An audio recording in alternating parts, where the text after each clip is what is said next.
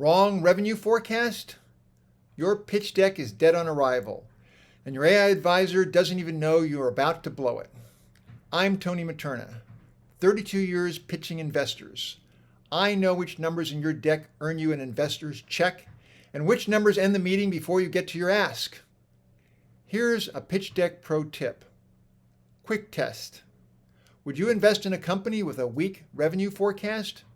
No. Would you invest in one whose founder projects more sales than there are customers on Earth? Also no. Both kill credibility in opposite directions. Here's the rule.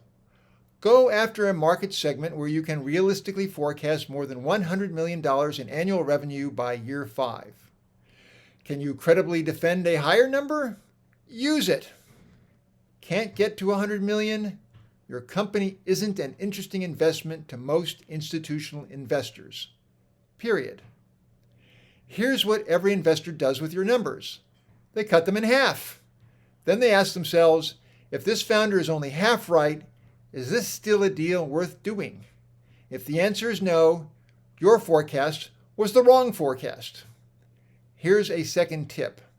Endeavor to forecast over 200 or 300 million in revenue in 5 years. This is something AI won't tell you. AI has never tried to present a forecast to an investor and watched how they react.